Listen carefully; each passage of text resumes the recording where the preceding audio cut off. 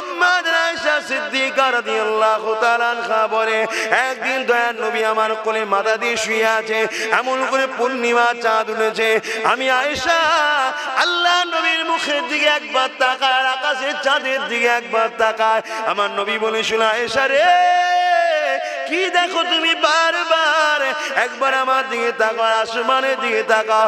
আম্মা জান আয়েশা সিদ্দিকা বলেছিলেন, ইয়া রাসূলুল্লাহ, ইয়া হাবিবাল্লাহ, হুজুর আকাশের চাঁদ দেখি আর আপনাকে দেখি। আয়েশা কি দেখতে পেলে?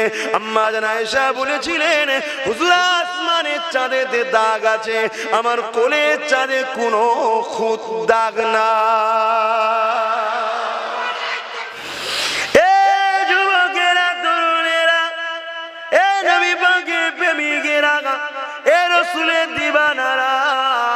আমার রাসূলুল্লাহ জানিয়ে দিলে, যে মানুষকে ভালোবাসবে আল্লাহ পাকের দয়া তার উপরে হবে।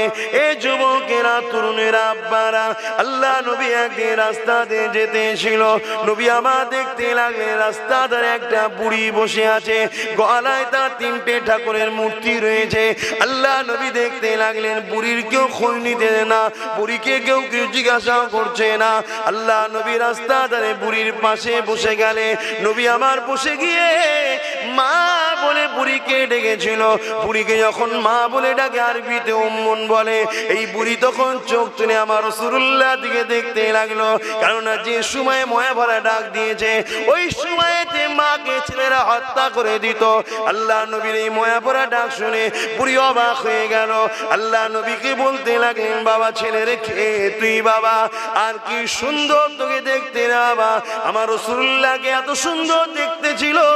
আম্মা আয়েশা সিদ্দিকা রাদিয়াল্লাহু তাআলা আনহা বলে, একদিন দয়ার নবী আমার কোলে মাথা দিয়ে শুয়ে আছে, এমন করে পূর্ণিমা চাঁদ উঠেছে। আমি আয়েশা আল্লাহ নবীর মুখের দিকে একবার তাকায়, আর আকাশের চাঁদের দিকে একবার তাকায়। আমার নবী বলেছিল, আয়েশা রে কি দেখো তুমি? বারবার একবার আমার দিকে তাকাও, আসমানের দিকে তাকাও। আম্মা জান আয়েশা সিদ্দিকা বলেছিলেন, ইয়া রাসূলুল্লাহ, ইয়া হাবিবাল্লাহ, হুজুর আকাশের চাঁদ দেখি আর আপনাকে দেখি। আয়েশা কি দেখতে পেলে? আম্মা জান আয়েশা বলেছিলেন, হুজুর আসমানের চাঁদেতে দাগ আছে, আমার কোলের চাঁদে কোনো খুঁত দাগ না।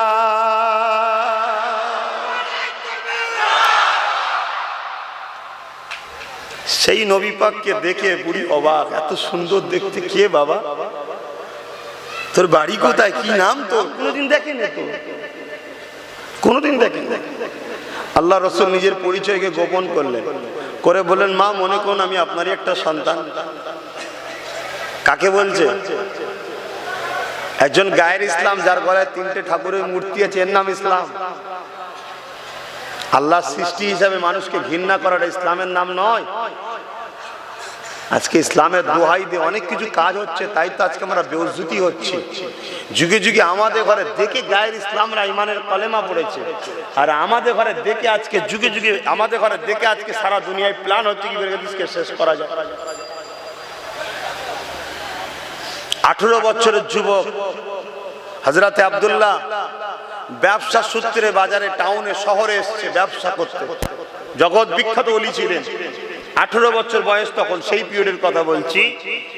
ব্যবসা ক্ষেত্রে শহরে গেছে, এমন একটা জায়গায় ঘর নিয়েছে, তার বাড়ির পাশেতে একজন আগুন পূজারী, মুজুসি বলা হয়, তার বাড়ি। মুসলমান থেকে নাক ছিটকাচ্ছে, প্রতিদিন বাড়ির ধুলোগুলোকে, যাই ময়লাগুলোকে পরিষ্কার করে আব্দুল্লাহর ঘরের দরজার গোড়ায় ফেলে দেয়। আর হযরতে আব্দুল্লাহ জন ছেলে, 18 বছর ছেলে, ফজরের নামাজ পড়ে।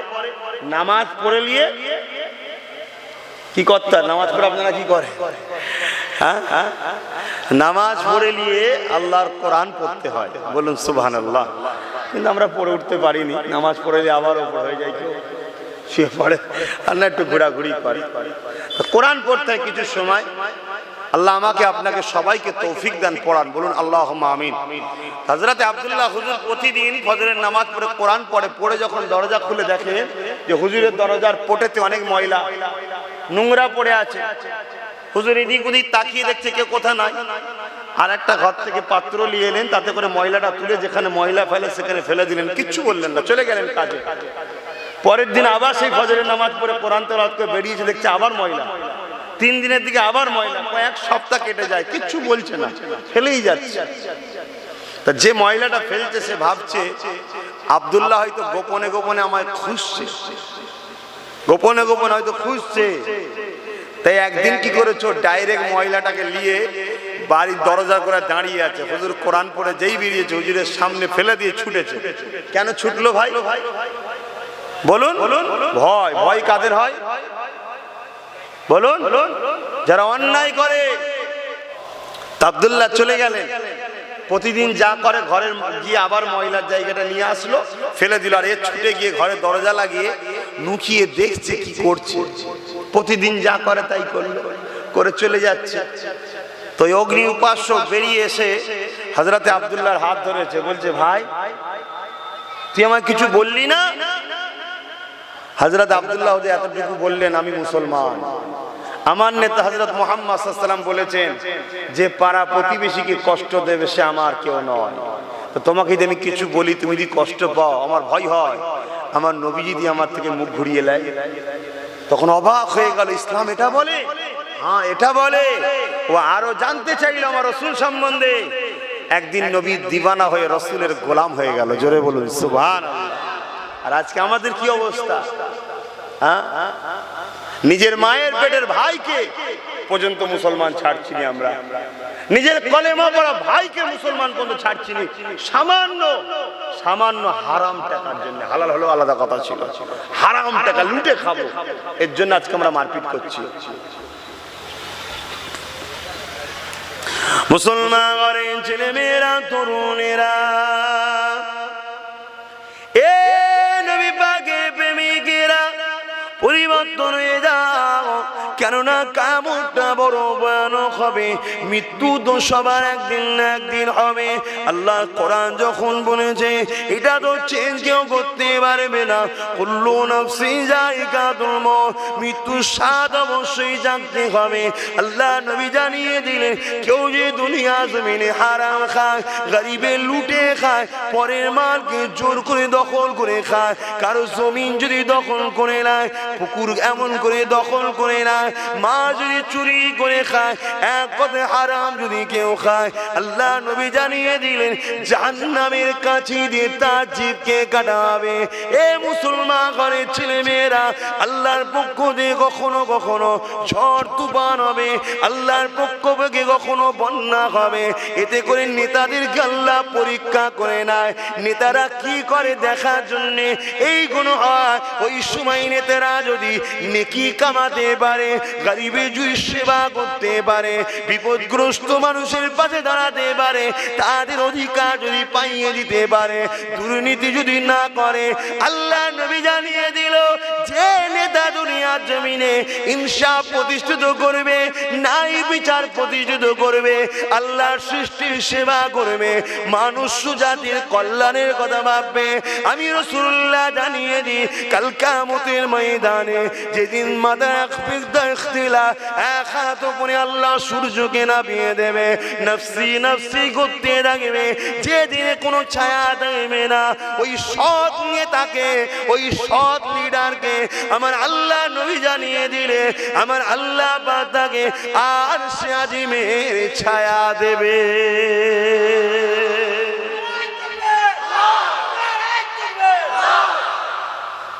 তাহলে নেতা হওয়া তো ভালো কাজ, কিন্তু সৎ হতে হবে, গরিব প্রেমিক হতে হবে, দেশ প্রেমিক হতে হবে, নাগরিক প্রেমিক হতে হবে। আজকে তুফান হলে, ঝড় এলে নেতাদের বড় খুশি হয়, কিছু তেরপোলের টাকা ঝাড়বো, এবারে ঝড় এলে নিয়ে খুশি, কিছু এবার টাকা ঘর ভাঙবে ঝাড়বো। এই যে হারাম খাবার জন্য আজকে সমাজে কি হচ্ছে। এবার যদি বলেন আমি খাচ্ছি তো তোর কি হয়েছে, কথা ঠিকই বাপ, দুটো কারণে সমস্যা হচ্ছে। এক, হযরতে নবী লূত আলাইহিস সালামকে মন দিয়ে শুনবেন আব্বারা, আব্বাস সিদ্দিকীর মাথা খারাপ হয়ে যায়নি, জানকে বাজি লেগিয়ে চিল্লাবার আমার কোনো প্রয়োজন নেই, আমার খাবারও অভাব নেই, জলসারও অভাব নেই, ইজ্জতের অভাব নেই, টাকারও অভাব নেই, তাহলে কেন চিল্লাচ্ছি? শোনো, হযরতে নবী লূত আলাইহিস সালামকে আল্লাহ বলেছিলেন, ইমাম সাহেব, হাফেজ সাহেব, মৌলভী সাহেব, পীর সাহেব, দরবেশ সাহেব, হাজী সাহেব, সব সাহেব শোনেন সাহেব, হযরতে নবী লূত আলাইহিস সালামকে আল্লাহ বলেছিলেন, তোমার কওমের মধ্যে থেকে ৮০,০০০ লোককে মারবো, তার মধ্যে ৪০,০০০ ভালো, ৪০,০০০ খারাপ। আল্লাহ পাক বললেন, নবী লূত আলাইহিস সালাম বললেন, আল্লাহ আল্লাহ আপনি কেন ভালো লোকগুলোকে মারবেন? খারাপ লোকগুলো অন্যায় করেছে। আমার আল্লাহ বলেছিলেন, নবী লূত, ভালো লোকগুলো খারাপ লোককে বাধা দেয়নি কেন? শুনছেন ভাই? আপনি নামাজ পড়েছেন, আপনার ছেলে নামাজ পড়েনি, আপনি হালাল ইনকাম করছেন, কিন্তু আপনার ছেলে নেতা সেজে আমপানের দুর্নীতি করছে, ফাঁক আপনিও যাবেন না মাঠ থেকে। তাহলে আমি সমাজে পীরের ঘরে বেটা, মুসলমানরা আমাদের দাবি করে মানি, তাহলে আজকে দুর্নীতি হবে। মানুষ হিসাবে ইনসানিয়াতের যদি প্রতিরোধ না করি, ও একা মার খাবে তা নয়, আমিও মার খাবো। হারাম খাবি তুই আর পিটানি খাবো আমি, ফিরি ফিরি কেউ মার খেতে চায়? কথা বুঝছেন না, বোঝেন না?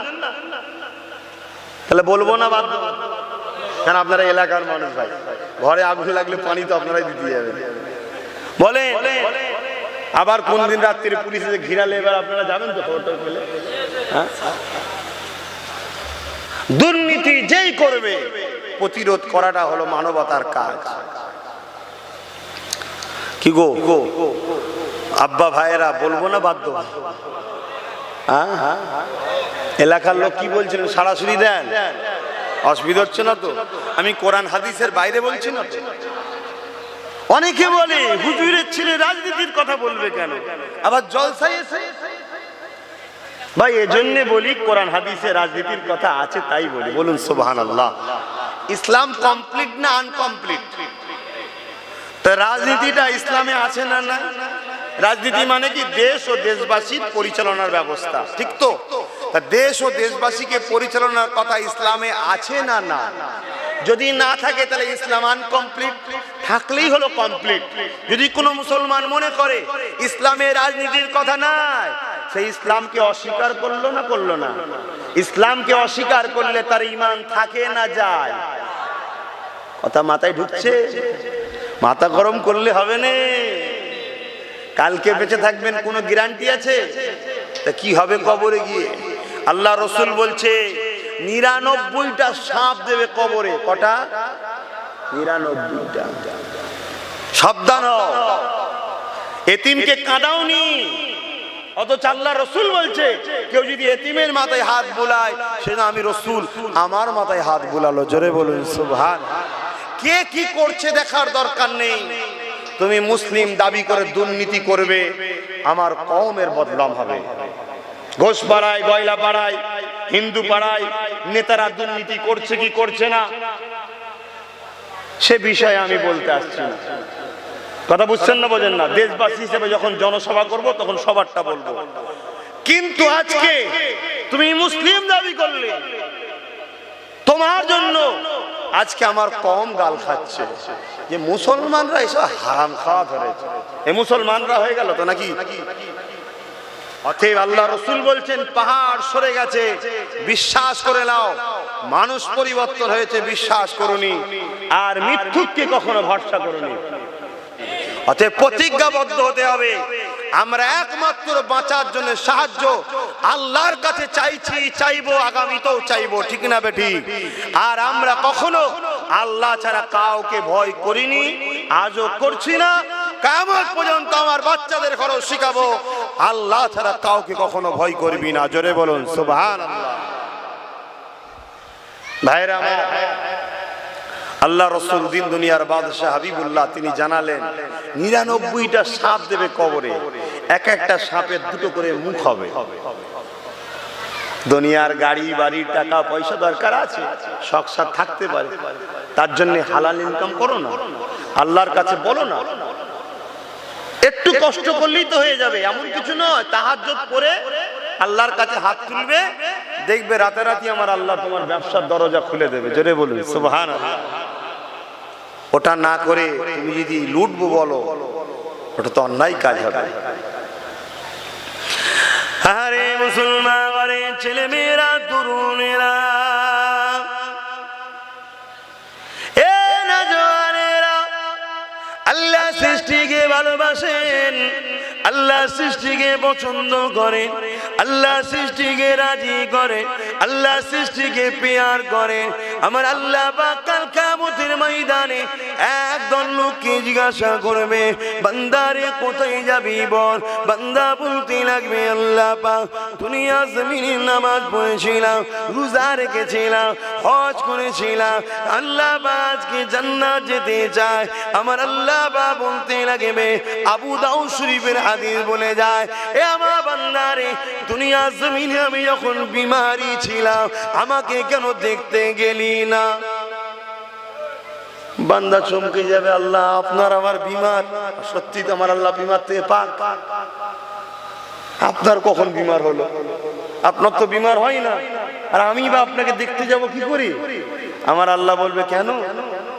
তোর গ্রামে অমুক লোকটা বিমারি ছিল, ওটা তো আমারই সৃষ্টি, ওকে দেখা, ওকে ভালোবাসা আমার জন্যই করতিস, ওটা আমাকেই দেখা হতো, আমারই সেবা, মানে আমারই ভালোবাসা করা হতো। কেন? আমার সৃষ্টিকে ভালোবাসা ওটা আমার জন্যই করা হতো। জোরে বলুন সুবহানাল্লাহ। আবার একজনকে বলবে, আল্লাহ জিজ্ঞেস করবে, বান্দা কোথায় যাবি বল? বান্দা বলবে, আল্লাহ তোমার জান্নাত যাব। কেন? নামাজ পড়েছি, রোজা রেখেছি, হজ করেছি। এই আমার যখন পিপাসা লেগেছিল আমাকে পানি পান করালিনি কেন? আমার যখন খিদা লেগেছিল খেতে দিলি না কেন?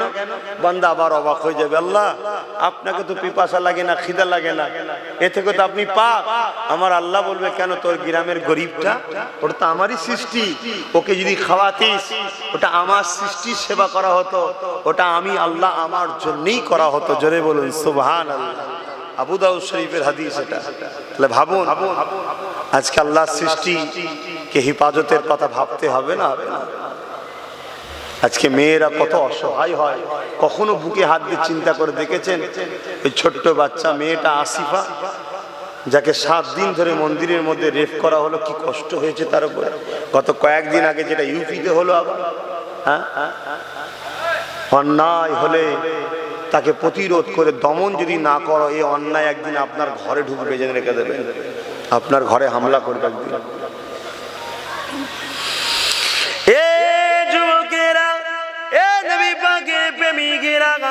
আল্লাহ নবী দুনিয়া হাবিবুল্লাহ জানিয়ে দিলে কাল কিয়ামতের ময়দানে আমার আল্লাহ একটা বান্দাকে উঠাবে, ওরে আমার বান্দার এদিকে আয়, হিসাব নিকাশটা আমাকে দে। বান্দা কাঁদতে লাগবে, আল্লাহ পাক আপনি আমাকে সবার সামনে বিউজুদি করে দেবেন না, আপনি আমাকে গোপনে গোপনে জাহান্নামে দিয়ে দেন। আমার আল্লাহ বলতে লাগবে, বান্দারে না একবার তোরা বললাম এটা দেখা, লা তাখনাতু মিন রাহমাতিল্লাহ, আমার রহমত থেকে নিরাশ হয়ে যাস না। বান্দা তোরা আমলনামাটা দেখা, বান্দার আমলনামা আল্লাহ বা দেখতে লাগবে, আমলনামা দেখতে দেখতে দেখা যাবে বান্দার আমলনামায় গুনাহ পাপ অন্যায় ভরা, শুধুমাত্র একটা ভালো কাজ রয়েছে। ওই একটা ভালো কাজ দেখে আমার আল্লাহ বা রহমতের দরিয়া জশ মেরে বলতে লাগবে, ওরে আমার বান্দারে তোর একটা ভালো কাজ পেয়েছি, ওই কাজটা আমার পছন্দ হয়েছে, ওরে আমার বান্দা যা, আমি আল্লাহ পাক আমার রহমতের বিনিময়ে তোকে নাজাত দিয়ে দিলাম।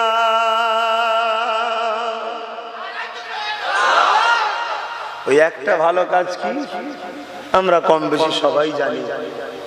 এক গরমের সময় এক পশু রোদে বাঁধা ছিল, তাকে ছাওয়াই দিয়ে পানি পান করিয়েছিল। আল্লাহ বলছে, বান্দা আমার সৃষ্টির উপরে অত্যাচার হচ্ছিল, কষ্টই পড়েছিল, বিপদে পড়েছিল, তুই মুক্তি দিয়েছিস। তুই যদি দয়া করতে পারিস, আমি তো দয়ার মালিক, আমি কেন তোর উপর দয়া করব না? যা তোকে জান্নাত দিয়ে দিলাম। জোরে বলুন সুবহানাল্লাহ। তাহলে আজকে শ্রেষ্ঠ মখলুক আল্লাহর, সেই আল্লাহর মখলুকদের মধ্যে থেকে শ্রেষ্ঠ ধর্ম ইসলাম, সেই ইসলামের মান্যওয়ালা মুসলিম সমাজের যুবকদের ঘরে জোর করে মিথ্যা মিথ্যা মামলা দিয়ে, কাকে জঙ্গি সাজিয়ে, কাকে সন্ত্রাস সাজিয়ে, কার নামে মিথ্যা গ্যাজার মামলা দিয়ে 7 বছর 8 বছর ধরে জেলে তাদেরকে অত্যাচার করে করে মারছে। এটা কি অন্যায় না? অন্যায় নয়। এই অসহায় মানুষগুলোর পাশে দাঁড়িয়ে এদেরকে অসহায় মানুষগুলোকে মুক্তি দিবার চিন্তা যদি করি, ইনশাআল্লাহ কাল কিয়ামতের ময়দানে আমার আল্লাহর রহমতের সাহায্য পাওয়া যাবে। জোরে বলুন সুবহানাল্লাহ। রাসূল একদিন সাহাবাদেরকে নিয়ে যাচ্ছেন, ওই আদ জাতি যেখানে ধ্বংস হয়েছিল, আদ সামুদ জাতি শুনেছেন তো, ওই জায়গাটা যখন নবী পার হচ্ছেন সাহাবাদেরকে বলছেন দ্রুত চলো। সাহাবারা বললেন কেন? আল্লাহ রসুল বলে এটা হচ্ছে গজব হয়েছিল আল্লাহর, অতএব এই জায়গায় ভয় হয় আল্লাহর লানতের জায়গা, অতএব আল্লাহর গজব যাদের উপরে হয় তাদেরকে সাহায্য করতে নাই, তাদের পাশে দাঁড়াতে নাই, ওই গজবের শিকার তোমার উপর হতে পারে। কথা বুঝছেন না, বোঝেন না? দেখা যাচ্ছে বহুত মাকে কে দিয়েছে, বহুত এতিমকে কে দিয়েছে, বহুত গরিবকে কে দিয়েছে, নির্দোষ লোকের নামে মিথ্যা সাক্ষী দিয়েছে, নির্দোষ ছেলেকে জেল খাটিয়েছে, বিপদে পড়েছে, খোদার মার হয়েছে, আমার কাছে যেই বলছে হুজুর তাবিজ দেন, বিমারে আছি, আর আমি ওকে বাঁচাবার জন্য দোয়া করছি, আল্লাহ নারাজ হবে না? এই কথা বুঝছেন না? আল্লাহ রসুলকে আল্লাহ খোদ নিজে নিষেধ করেছে, জানো? অনেকে ফতোয়া দেয়, এত বদদোয়া করতে ফতোয়া দেয়, আল্লাহ রসুলকে খোদ রসুল নিজে নিষেধ করেছে, খবরদার মুনাফিক আর জালিমদের জন্য দোয়া আপনি চাইবেন না। শুনছেন ভাই? কোরআন, মুনাফিক আর জালিমদের জন্য আপনি দোয়া চাইবেন না। মুনাফিক কাকে বলে? চায়না মোবাইল দেখেছে? এটা কি স্যামসাং ইন্ডিয়া? তো ভেতরের পার্টস গুলো ঠিক মুনাফিক এই টাইপের, বাইরেটা মুসলমান, ভেতরের পার্টস গুলো সব জালিমদের। কথা বুঝে আসছে না? তো ওই জন্য মুনাফিক কে কখনো এ করতে নাই। আল্লাহ রসুল বলছেন যদি কেউ আমার খানদানের সমালোচনা করে সেও মুনাফিক হবে। অহংকার করছিনি, আল্লাহ আমাকে এই বংশে পাঠিয়েছে। ভাই কথা বুঝে আসছে? আমার কোন কথাটা তোমাদের অসুবিধে হচ্ছে, আসো আলোচনা করি, ঠিক না বেটি? আল্লাহ নবীর 1000 বছর আগে জানিয়ে দিলেন, আমার উম্মত উম্মতিরা, আমি রাসূলুল্লাহ আমার বড় ভয় হয়। সাহাবা হুজুরা জিজ্ঞাসা করলেন, ইয়া রাসূলুল্লাহ, হাবিবাল্লাহ, হুজুর আপনার কি বড় ভয় হয়? আল্লাহ নবী জানিয়ে দিলেন, আমার সাহাবারা, আমার উম্মত উম্মতিদিগকে প্রকাশ্য দুশমনেরা ক্ষতি করতে পারবে না। আমার উম্মত উম্মতিদের ক্ষতি যদি কেউ করতে পারে তারা হবে মুনাফিক। কারা হবে? আমাদের কাছে সব থেকে ভয়ঙ্কর কে? প্রকাশ্য দুশমন না মুনাফিক? আরে ও তো প্রকাশ্য দুশমন, চিনি আমি। ও আসলে আমি হাতে চুরি পরে বসে থাকবো নাকি? আমি তো রেডি থাকবো, ঠিক না বেটি? কিন্তু ইনি আমায় বলেন, হুজুর খুব ভালোবাসি, একবার আমার বাড়ি চলেন, খুব ভালোবাসি, আপনার জন্য জান দিয়ে ফেলবো। ঘরে গেছি, 1 গ্লাস শরবত দিতে, শরবতে বীজ দিয়ে দিয়েছি। শুনছেন না? শুনেন না? তোমাকে কুরমা বেলুয়া জানি, এটা সেটা খাওয়াবো, ভাই ছোবো কেন? আমি জানিও প্রকাশ্য দুশমন। এই কথা বুঝছেন না, বোঝেন না? অতএব দেখবে লা ইলাহা ইল্লাল্লাহ মুহাম্মাদুর রাসূলুল্লাহ বলেছে বলে পাগলা হয়ে যাবেন না, নাটক করছে। কেউ যদি মাথায় টুপি দিয়ে ইফতারে বসে, ও তোমার সঙ্গে ধোঁকা দিল কেন? এই টুপিটাকে ও যদি বিশ্বাস না করে তো মাথায় দিল কেন? তাহলে টুপিটা নিয়ে নাটক করা হলো, ঠিক না বেটি? লা ইলাহা ইল্লাল্লাহ মুহাম্মাদুর রাসূলুল্লাহ মানে যদি মানিস নি তাহলে বললি কেন? তার মানে কি ওটা বলে তোমাকে আঘাত করছে, তোমার নরম জায়গা যেটা ভালোবাসার জায়গা, ওই জায়গাতে আঘাত করে তোমাকে ব্ল্যাকমেল করছে। কথা বুঝছেন না, বোঝেন না? অতএব এই ধোঁকাবাজদের থেকে সাবধান, এরা কিন্তু শেষ করে দেবে। কি গো, কথা খারাপ লাগছে? কারণ দেশে ওয়াজ করতে খুব ভয় লাগে ভাই। দেশের লোক তো 24 ঘন্টা দেখে হুজুর খালা মাথায় ঘুরছে, আর ফট করে বিরাট গাড়ি দিচ্ছ না, বিরাট বুঝতে শিখে গেছে। তবে হ্যাঁ, মনে রাখবেন, হাতের 5টা আঙুল সমান নয়, পুরপুরার 5টা পিসা সমান নয়। এখানে আমি আমার আম্মা আমার আব্বাকে পর্যন্ত ভালোবাসি একটা শর্তের উপরে, শর্ত ছাড়া ভালোবাসি না। সেই শর্ত হলো আল্লাহকে খুশি করার জন্য ভালোবাসি। আমি কি ছেলে বুঝতে পারছেন তো? আমি আমার বাপ মা যারা আমার ছোটবেলা থেকে 10 মাস 10 দিন ধরেছিল, যে বাপ রক্তকে পানি করে আমায় খাইয়ে বড় করেছে, ওই বাপ মাকেও ভালোবাসি স্বার্থে। কি স্বার্থ? আমার সৃষ্টিকর্তাকে খুশি করার জন্য ভালোবাসি, নাই ভালোবাসি। শুনছেন ভাই? তাহলে আব্বাস সিদ্দিকী যখন রাজনীতির কথা বলছে, এটাও মনে রাখবেন শুধুমাত্র আল্লাহ আল্লাহ রসুলকে খুশি করার জন্য বলছে, অন্য কোনো স্বার্থ না। আল্লাহ নবী দিন দুনিয়া হাবিবুল্লাহ জনাবে মুহাম্মদ রাসূলুল্লাহ কথাটা বলছিলাম, সেই যে রাস্তা থেকে মহিলাকে তুলে নিয়ে যাওয়া মনে আছে? নবী যদি একটা হিন্দু মহিলা যার গলে মূর্তি রয়েছে, গায়ের ইসলাম, তাকে যদি রসুল ঘরে নিয়ে যেতে পারে, মা বলে ডাকতে পারে, তাহলে আমি কি শুধু মুসলমানদের বাঁচাবার চেষ্টা করব না আল্লাহর সৃষ্টি মানুষ হিসাবে সবাইকে? একটু কথা বলেন। হ্যাঁ, সবাইকে।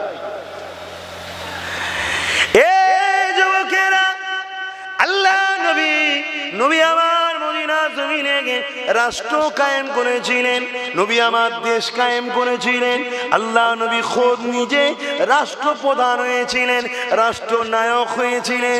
কিভাবে রাজনীতি করতে হয়, কিভাবে দেশ চালাতে হয়, কিভাবে প্রশাসন ব্যবস্থা হবে, কিভাবে আইন ব্যবস্থা হবে, কিভাবে দেশকে বিদেশি শক্তি থেকে বাঁচাতে হবে, বর্ডার কিভাবে পাহারা দিতে হবে, দেশের সার্বভৌমত্ব কিভাবে চলবে, নাগরিকরা কিভাবে সুরক্ষিত থাকবে, আল্লাহ নবী সবকিছু 10 বছর ধরে নিজে রাষ্ট্রনায়ক হয়ে দেশ চালিয়েছে। নবী যদি 10টা বছর ধরে রাষ্ট্রনায়ক হয়ে দেশ চালাতে পারে, সেই নবীর উম্মত আমি যদি দেশ ও দেশবাসী সেবার জন্য রাজনীতি করি বলি, তাহলে কি গুনাহ হবে? তো সুন্নাত হবে, সওয়াব হবে। তোমার এত ব্যথা হচ্ছে কেন? তোমার এত অসুবিধা হচ্ছে কেন? না, সব ঠিক আছে, দাদা হুজুরকে কেন জড়ালো? এটা তো শোনা যাচ্ছে নাকি? দাদা হুজুরকে কেন জড়ালো? ভাই আজকে তো বইগুলো আনতে ভুলে গেছি। এখানে একটা দাওয়াত আছে তরুণপুরে, কবে জানো? 14ই কার্তিক। ওই দিনে সব দলিলগুলো নিয়ে আসবো, আজকে বেখেয়াল হয়ে গেছে। ওই দিনে দলিলগুলো নিয়ে আসবো। ভাই দাদা হুজুরের সময় জন্ম নিয়েছিলেন এমন কেউ এখানে বেঁচে আছে? আমিও তো দাদা হুজুরের পেটে জন্ম নিইনি। দাদা হুজুর কি করেছে না করেছে আমি জানি, আপনারা জানেন। আমি যদি বলি রাজনীতি করেনি, ইনি যদি বলি রাজনীতি করেছে, উভয়ের কথাই শোনা যাবে না। কেন? উনিও জন্ম নেয়নি, আমিও জন্ম নিইনি। দাদা হুজুরের বিষয়ে জানতে গেলে কি করতে হবে? ইতিহাস। ওই দিন ইতিহাস নিয়ে আসবো, দেখবে। আবার কিছু মানুষ বলতে পারে ওরকম ইতিহাস লিখে দেওয়া যায়, তা আপনি একটা লিখেই দেখান না, একটা লিখে দেখান না। দেখি হাসির কথা ভাই। এবার এই কথাটা কেন বলছি? দাদা হুজুরের গায়ে দাগ লাগানো মানে দাদা হুজুরকে অপমান করা। দাদা হুজুর যদি রাজনীতি না করে থাকে, বা রাজনীতিকে ঘৃণা করে থাকে, বা রাজনীতির থেকে দূরে থাকে, তাহলে আমার আবু বকর সিদ্দিক 100% ইসলামকে মানতে পারেন। কথা বুঝছেন না? বোঝেন? যদি কেউ মনে করে 100% কোরআন হাদিস মানবো, তাকে 100%-এর মধ্যে রাজনীতি একটা পার্ট, ওটা কেউ মানতে হবে। ছুচোরে বাবা।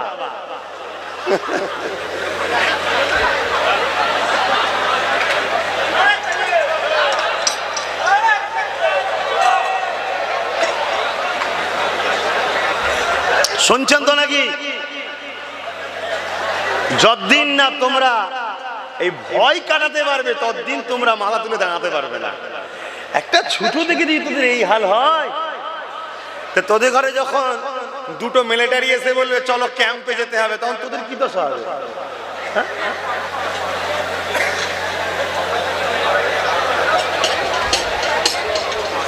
কি গো, গেছে তো তিনি? এখন ছুঁচো সুরাতে কে এসছে কে জানে। শয়তান ঢুকে পড়ে না তো, যে আব্বাস সিদ্দিকী তো বেশ ভাঁড় খুলে দিচ্ছে। কি তাহলে দাদা হুজুর কি করেছে না করেছে ভাই আমি জানি না, কারণ দাদা হুজুরের পেট আমি জন্ম নিইনি। বইয়ে কিতাবে ইতিহাসে যেটা আছে, ওই 14ই কার্তিক নাকি বলে, ওখানে মাগরিবের পরে আছে, আসবো দলিল নিয়ে আপনাদের দেখে দেবো। কথা বুঝে আজকে আনতে ভুলে গেছি। তবে এতটুকু বলে যাচ্ছি, যদি কেউ 100% ইসলামকে মেনে চলতে চায়, তাকে রাজনীতি সম্বন্ধে ভূমিকা দেখাতেই হবে। এবারে নিজে করা বা শিক্ষা দিয়ে লিডার তৈরি করা, যে কোনো একটা। দাদা হুজুর ছিলেন শিক্ষক, তিনি কিতাবে যেটা পাওয়া গেছে রাজা হয়ে কোনো জায়গায় বসেন ঠিকই, কিন্তু তিনি রাজা তৈরি করেছে। জোরে বলুন সুবহানাল্লাহ। কেন? তিনি মুজাদ্দিদ ছিলেন, যুগ সংস্কারক। যুগের মধ্যে যত বুরাই কাজ আছে সব থেকে মিটাবার জন্যই মুজাদ্দিদদের ঘরে পাঠানো হয়। তাহলে দুর্নীতিটা মুজাদ্দিদদের মিটানোর কাজ না, কাজ নয়। হ্যাঁ,